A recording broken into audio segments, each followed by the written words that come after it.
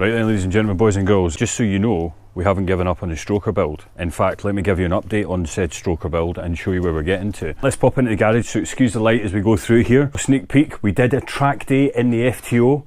So any of you that watch the FTO stuff, she ran beautifully.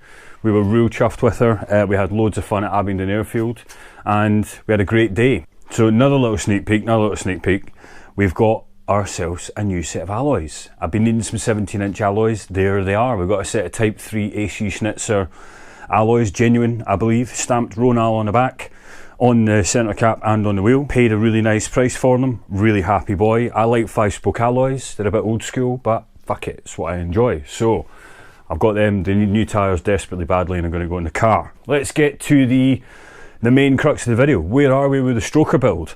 Let's show you. So on the bench here, we have now got the lifter trays. Nice and clean lifter trays. If you follow me on Instagram, you'll have seen this already. If you don't follow me on Instagram, why not, guys? Get on there. We've got some really nicely cleaned up lifter trays. We have got both of them done from the E36, so I'm pretty chuffed with both of them. We've got the camshaft, so I'll come back to that in a minute. We've got the cylinder head skimmed. If I can just pull the cover off here. I'm going to give this a clean off today, but this is now how the cylinder head stands. She's got a bit WD-40 on her just to make sure she stays nice and clean. I've been in here and we've done the blending that I talked about with those little parts of the cylinder head ports. If you can see very carefully, it's all nicely cleaned up inside the cylinder ports themselves and the intake and exhaust ports. I've not done any work with the exhaust ports or the intake ports. As I said, I'm just going to leave them. I'm happy with the way they are. I'm not trying to build a 1,000 horsepower beast. I'm just trying to put together a reliable stroker build, 3 litre M52. So the cylinder head has been lapped in, all the valves have been lapped in. Let's just introduce them at this point. So these are now the cleaned engine valves. If you saw the last video, you'll have seen where I had lots and lots of carbon build up on these. There looks like there's still some on that, but that's actually staining really more than actual thick carbon build up. And that goes for both sides there, so that's all the exhaust and all the intake valves cleaned up and they've all been lapped in. So if I take one of these intake ones out and just show you, if I show you on camera there, if I can just get that, you should be able to make out, if I can hold my hand in front of them, that I have got a nice clean lapped valve face there. So yes, they are in a much better state than they were when I took them out the car. The cylinder head, as we said, all the valves have been lapped in nicely. We've got a nice seal on all of these parts now. So basically at this point, what I need to do is I need to get the valves and the cylinder head washed again to get rid of any grinding paste. That's really crucial. I obviously don't want any of that nasty stuff getting in the valve guides and causing me problems in there. And then I think I can get to the point where I can start putting the valves in, the valve stem seals, the springs, the collets, the seats, and then we can talk about camshafts. So, oh yeah, this is where it starts to get a bit more exciting. This one here is the M54 camshaft that has had the usual treatment. It's had the end locked off it so that that fits the Vanos perfectly. And we've got the M50 non-Vanos intake cam that's had this face cut down by 2mm so that the sprocket sits closer into it. So these two bad boys are going to sit in the engine. Let's just get these correctly. I'll put these out of the way whilst I'm messing about here. So the M54 intake cam, something like that. And the M50 exhaust cam, well, intake cam as exhaust, something like this.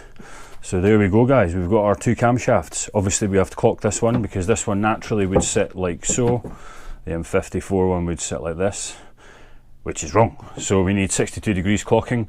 So she's going to be turned basically something like that, roughly speaking. So the cam lobes point to one another. We need to get that assembled, and to do that we need to do the lifters. And I'm about halfway through cleaning the lifters, maybe a little bit less than that. But I wanted to just show you the results that I've had. This is a lifter pre-cleaning, let's say. Right, so if I keep a free hand, this is a dirty lifter, as you can see. It's fucking black in there still. Let's pull them out and drain them off. And these have now been in diesel for a few months, probably at least 2 months, if not longer than that. So we have the empty lifter and then we've got the little pistony bit, which comes out of here. Now this one is actually separated inside of there. So in here we should have a little spring and a little piston. There we go.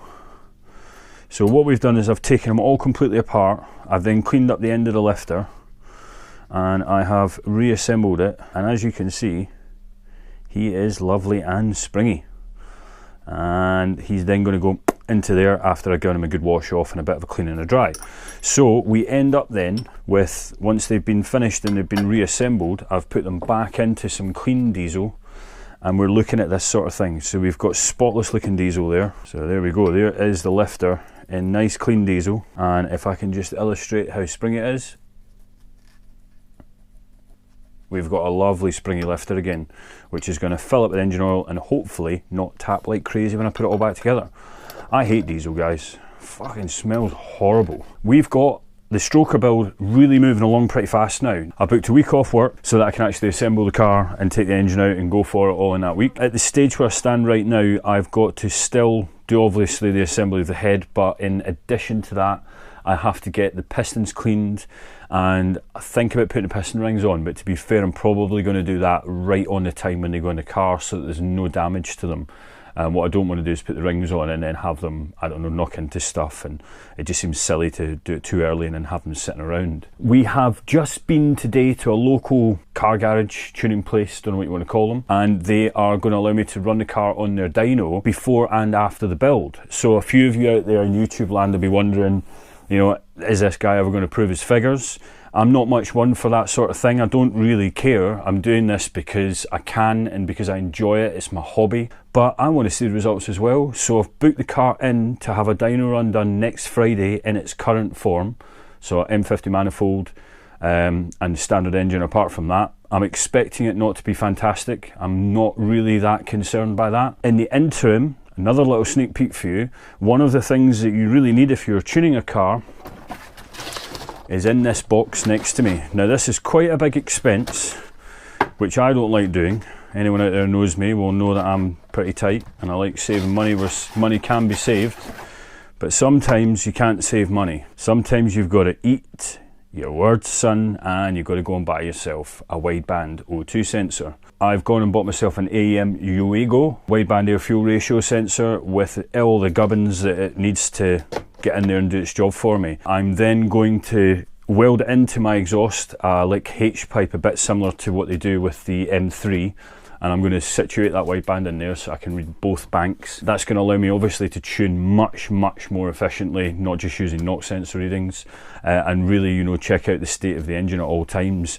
And it's something that once you've got, you can renew the sensors and you can forever then know how healthy your car is. Next few weeks we're going to be getting that wideband installed. I will be using that to tune the car once it's been on the dyno before it goes to have the engine taken apart, and then afterwards obviously once the stroker goes together. Okay then guys, so we're just making a thumbnail for this video here, and I thought I'd give you a little view over all the parts that I've collected. So when you build a stroker, depending on how far you want to go, you might end up with a workbench that looks like this. We've got piston rings, we've got O2 sensors, we've got conrod bolts, we've got oil filter seals, we've got the Vanos rebuilt, we've got the sump gasket, we've got the front timing case gaskets, we've got the cylinder head gasket, we've got the cleaned up springs, the cams, the followers, sorry, the cams and the cam trays.